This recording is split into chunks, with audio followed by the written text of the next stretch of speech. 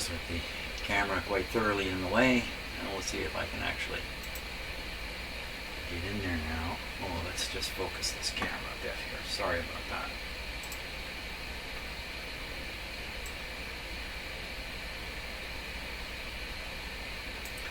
There we go. Okay, dip my paper in the alcohol. New piece of paper. It's probably too wide.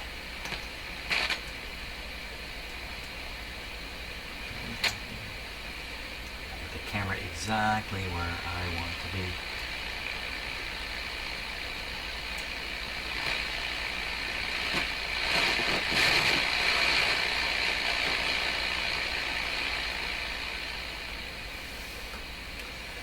The paper is too flimsy. Oh, I can see little tiny fibers in there now. Yikes.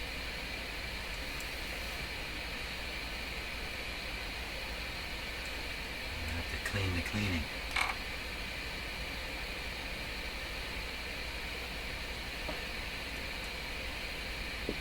Let's go in with a piece of dry paper.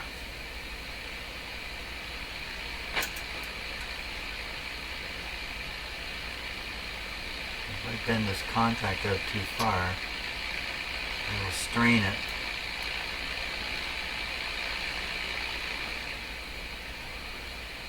Can you see that mark I just pulled off there?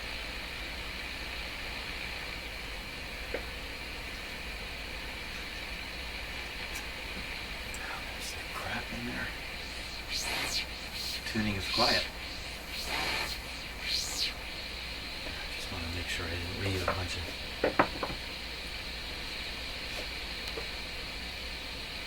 paper in there that eventually is going to become the next problem.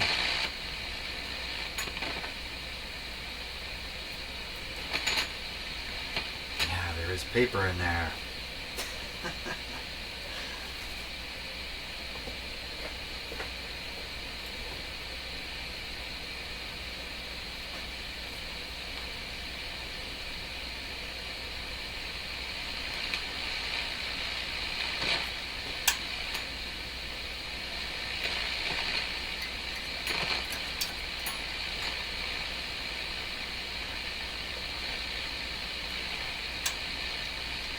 Who's there? Looks okay. Yeah, did you wreck it there? Let's see. She's quiet. Okay, so I'm going to give the same treatment to the rest of the contacts. Unfortunately, I can only do it on these upper ones. The ones that are kind of in behind, I can't possibly get at them.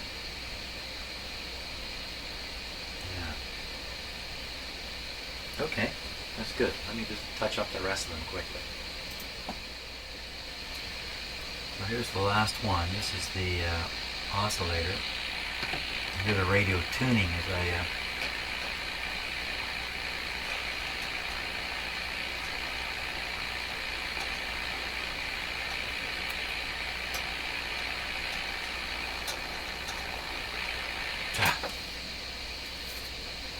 let's try this.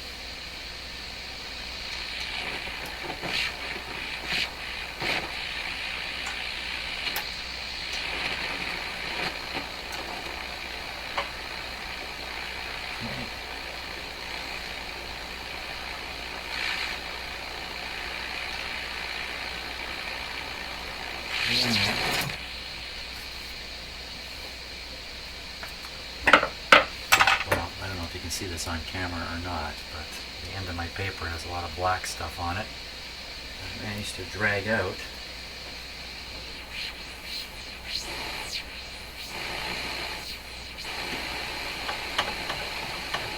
quiet. Let's go to another entirely different spot on this band. Okay, so we tuned into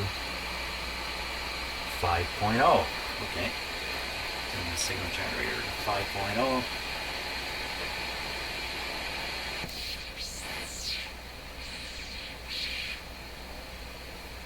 Any noise?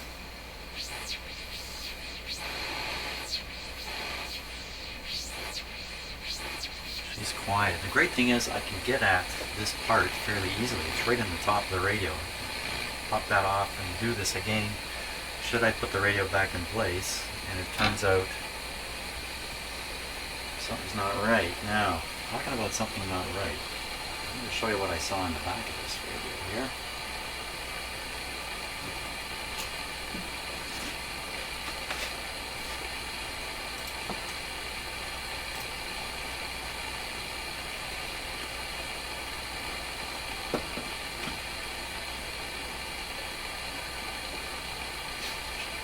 And don't have to listen to that. Okay. So what's going on here? First of all, I gotta cut the light back on a bit. It's a little too bright. Okay.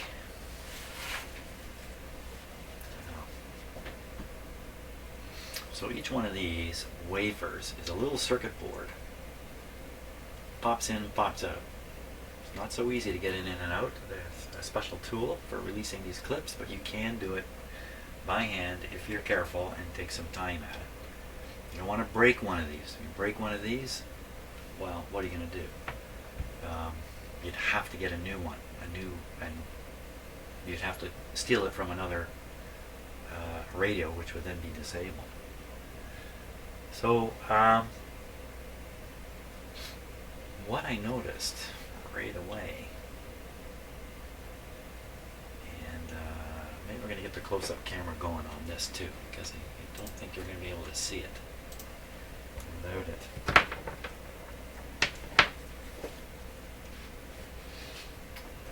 Use a little more light with this camera.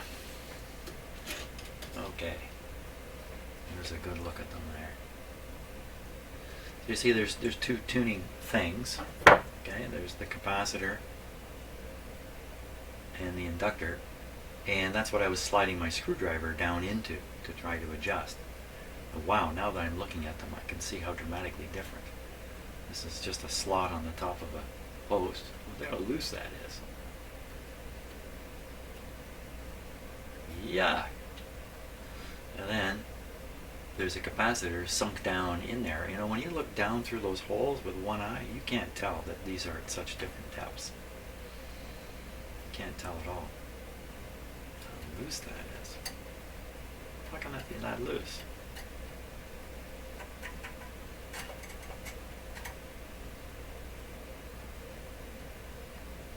This little collar here is supposed to lock in place. Now, for sure, I'm affecting the tuning of the radio while I'm doing this. This is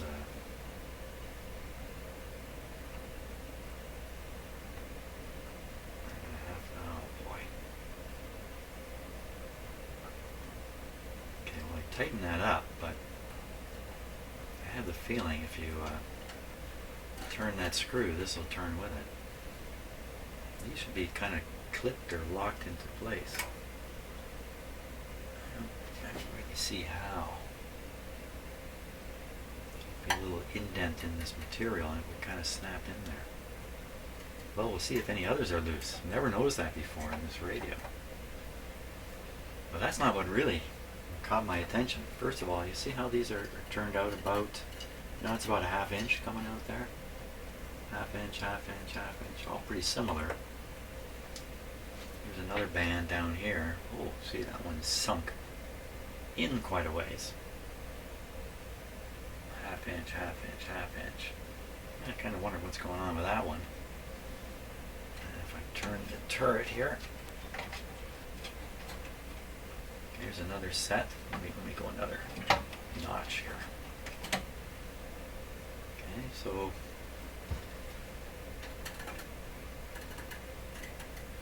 nothing loose.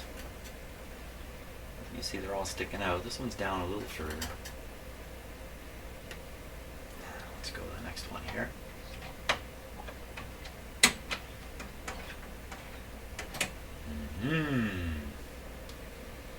That's what I saw. Where this one has been screwed all the way down. It's ready to drop right through. This is way out. Here's another one that's turned down quite a ways too. Now that may be okay. It just may be the way it is. Now, there was a couple of these that while I turned the control, and nothing was happening. Maybe it was this one, and maybe I wasn't actually turning the control, because it gets down to the point where you can't catch it with a screwdriver. Looks like it's just at that limit. Any further down, drop right in. If there's any more like that. Okay. No, those all look okay. Anybody loose? Nobody loose. I don't get it.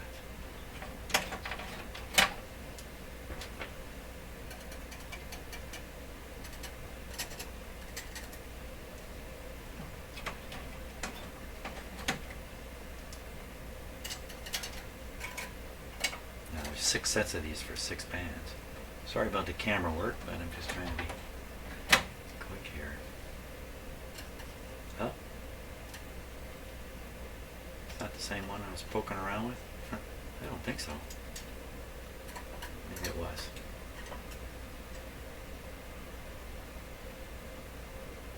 This guy's loose. This is the back of the radio, so this is the antenna. Tuning adjustments here. Oh, remember I said one of these was out of alignment? Look at. Well, I can't move it now, but just a moment ago I moved it. So when I put the screwdriver down the hole, this thing was no longer in the center. Okay.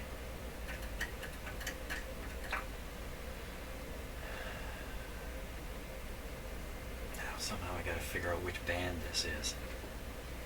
There is a number on it.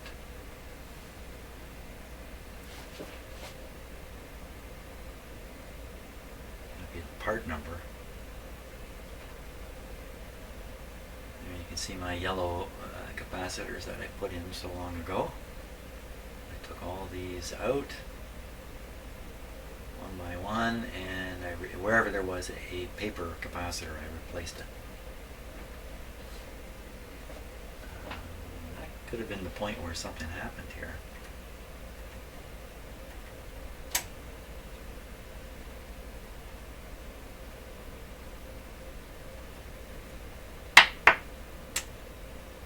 Now, the one that's sunk all the way down, it could be all the way down because it no longer tunes properly. And in an effort to peak it, so you look in there. This is the one right here. Okay, and we can look inside.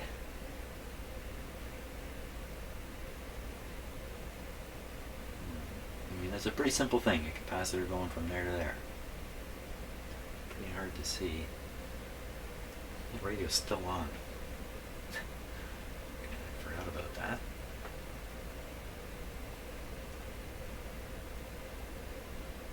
It feels perfectly firm. So I don't know that changing the capacitor could have caused such an alignment problem. I put the wrong size capacitor in. No, these are all the same. They're all the same. Well, a good thing to do would be to turn this way back out, figure out what band it is, put that back in place, and then redo the alignment on the antenna, knowing that this is starting out like this one. See, there was another one. Like, I think there was one band where there were 2 adjustments that just wouldn't do anything. You know what? And this is the kind of thing that can happen because you continue to turn, trying to get a peak to show. And no peak is coming. So that's why that could be like that, and that could be why this one's down also. On its way out. I gotta figure out which band this is. For sure. So I can just watch it. I think I can just watch it go, and I can tell when these are the wafers that are engaged. That's what I think. Let's try that. See if it's that easy. Okay, so there it is. There it is.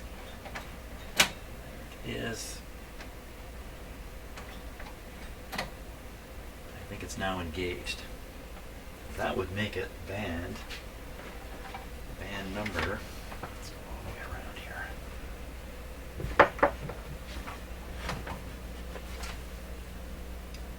3.4 to 7.4. Pretty important band too. 3.4 to 7.4.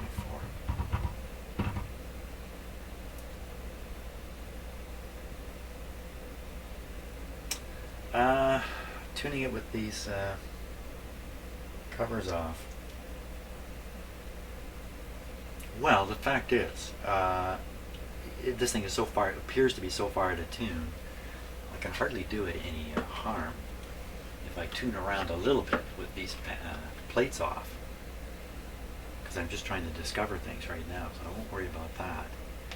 And you know what, maybe if I look down through these holes again carefully, I can see for sure that that is the one where the control is sunk. And you know what, I never raised the stupid control up. What a dummy, I left it down. So I'm gonna, but at least I can identify it for sure. I'm not so dumb. It's a smart move, very smart. Smart move. Now, can we see in there? Let's see what's going on.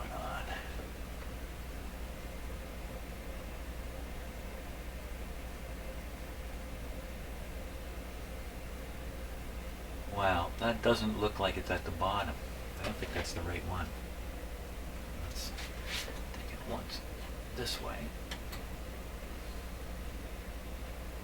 Now that's the one that's at the bottom. Pretty sure of that. Okay, I can actually see the screwdriver marks on the collar around the threaded part. So that band is 1.35 to 3.45. Not so important a band to me, but that's what it is. Okay, let's. Where are we on my clock here? So I'll turn the band control to bring those wafers up.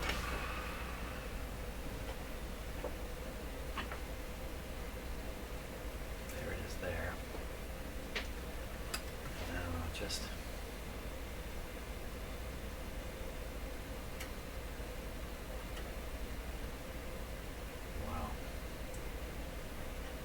bring this way out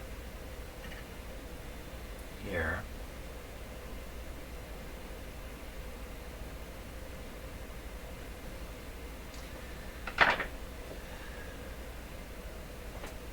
Flip that back.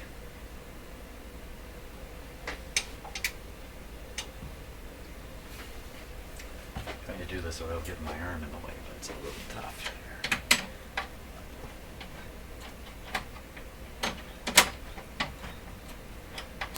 Okay, so I think those wafers are in the circuit now. I look down through the hole. Should look a little different.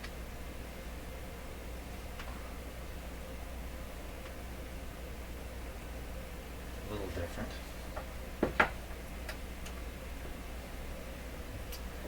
Okay, so the band we are on is.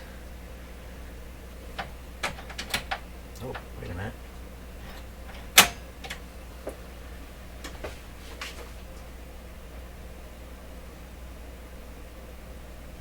Yeah, that's the one. Okay, I was on the wrong band there. Yikes. Gotta add more pain to my misery. So we're tuned to 2. Okay, we'll tune the signal generator here to 2 megahertz.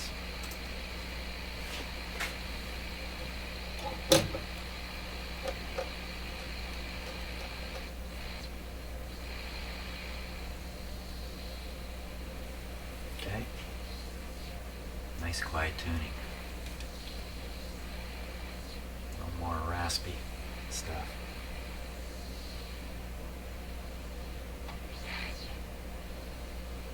Still getting that double hump thing going. I don't know why that is. I don't like it. Okay, so we're tuned in. Now I'll try and peak that coil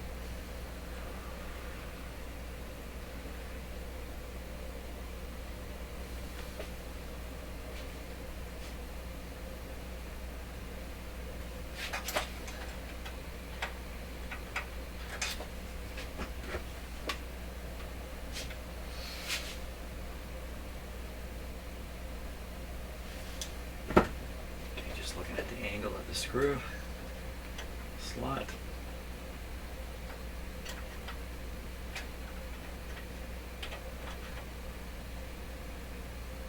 Okay, that's it. Now, kind of doing this by ear, I'm afraid. It's not a good idea. Should be able to watch this meter here too.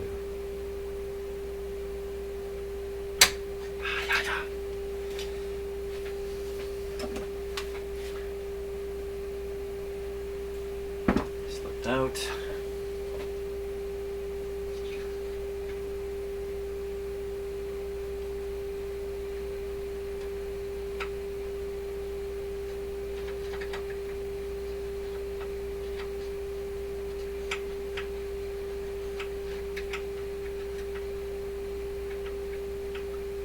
There.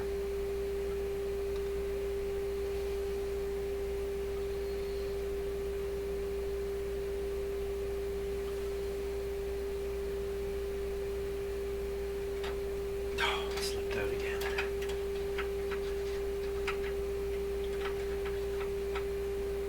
So far I haven't seen the meter move one bit. Okay, back in.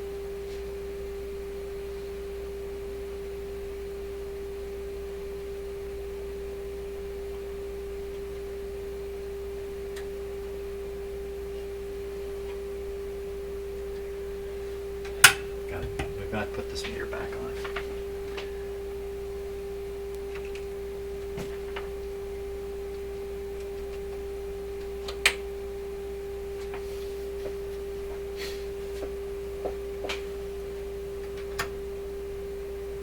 Oh, I unplugged it.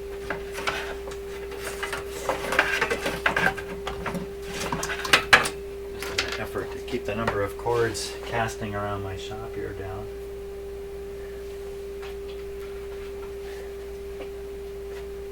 Okay.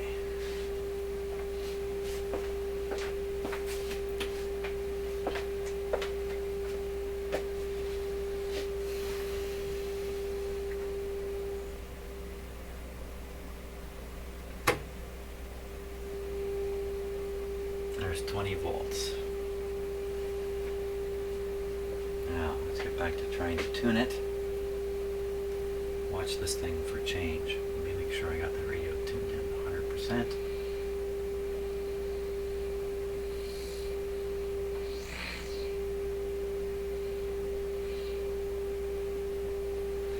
Still getting funny tuning. And the screwdriver fell out right away.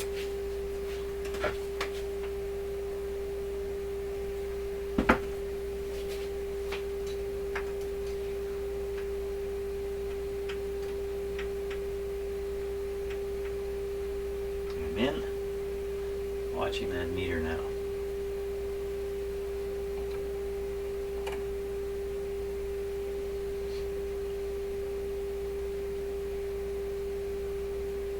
Down. Going up. Going back down. So I managed to get a peek on that with the screw backed way out from where it was.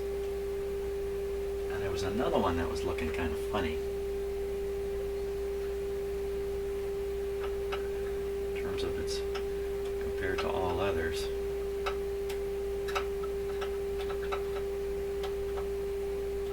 Doing this in the proper band location or anything. But really you're supposed to be doing this tuning in certain spots on the band and that. It's a band I virtually never use. But I think we're much better off than it was.